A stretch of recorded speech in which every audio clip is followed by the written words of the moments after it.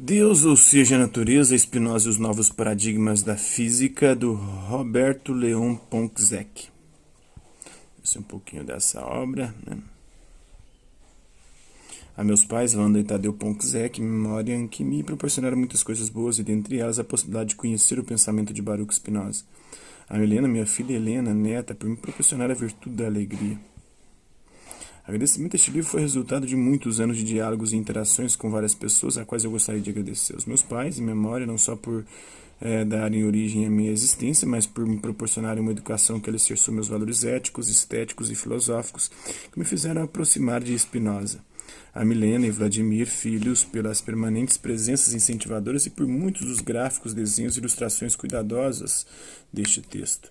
A Eliana, companheira e motivadora, aos amigos e companheiros de todas as horas por saberem conviver comigo, incentivando-me até nos momentos em que todo autor deste livro se torna um chato.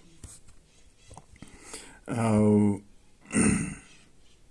professor Dante Galeffi, por conhecer a suprema arte do diálogo que alterna em justas proporções o dizer com o silêncio da escuta, aos colegas, os professores Miguel Abordas, Benedito Pepe, Yuri Pepe, Maria Luísa Ferreira, César Castanheda, por valiosas sugestões, a todos que me suportaram anos a fio ouvindo os tediosos discursos acadêmicos de alguém que escreve um interminável livro. Bruma del oro, el occidente alumbra la ventana, el asiduo manuscrito, aguarda ya cargado de infinito. Alguien construye a Dios en la penumbra, un hombre engendra a Dios, es un judío, de tristes ojos y de piel cetrina, lo leva el tiempo como leva el río, una hoja en el agua declina, no importa el hechicero. Insiste y labra a Dios con geometría delicada desde su enfermedad, desde su nada.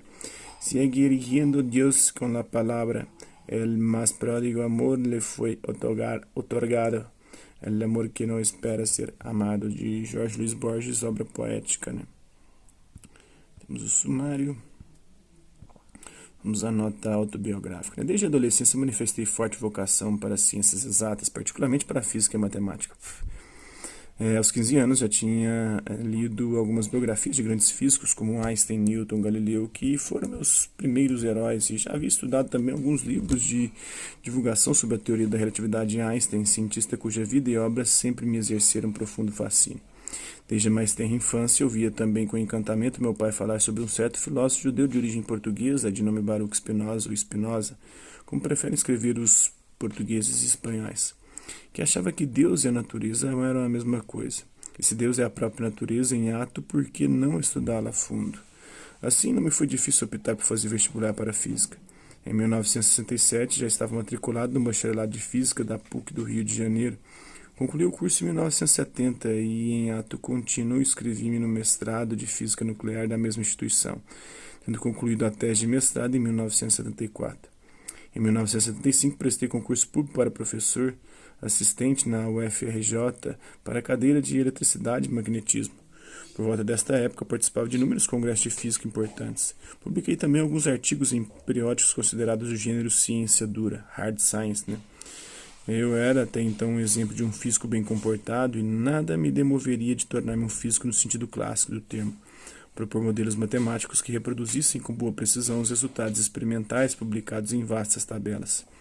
Em 1977, fui convidado pelo professor Sérgio Guerreiro, antigo colega da PUC, para dar um curso de teoria da relatividade no Instituto de Física da Universidade Federal da Bahia, tendo como alunos várias pessoas que hoje se destacam no meio acadêmico da Universidade Federal da Bahia. Em 1978, fui contratado pelo antigo Centec, hoje Cefet, para ajudar a implantar a estrutura departamental e, em 1980, de volta à Universidade Federal do Rio de Janeiro, iniciei meu doutorado em Física Molecular, concluindo os créditos e boa parte da tese, cujo título provisório era O efeito esteira nos potenciais iônicos biatômicos. O físico sério e bem comportado estava em franca atividade. No entanto, depois voltei à Bahia e percebi que a minha vida jamais seria a mesma, pois meus interesses haviam mudado drasticamente. Comecei a interessar-me por filosofia e música, além de que me casei com uma baiana que me convenceu a mudar definitivamente para Salvador e assim, de físico sério e bem comportado, passei a ser considerado pelos meus colegas como uma alma inquieta ou até mesmo como um sujeito irrequieto. Em 1982, transferi-me definitivamente para o Instituto de Física da Universidade Federal da Bahia, lecionando a partir de então várias disciplinas do currículo de graduação de Física, mas a minha mente já estava sinalizada para outras motivações. A busca das certezas da física não me satisfazia mais, preferindo a minha alma inquietar-se com as lacunas e carências da especulação filosófica, bem como com as subjetividades da música. Esse é um trecho dessa obra, espero que vocês tenham gostado do vídeo. Quem curtiu, dá um like, quem não curtiu, dá um dislike. Hasta la vista, até a próxima.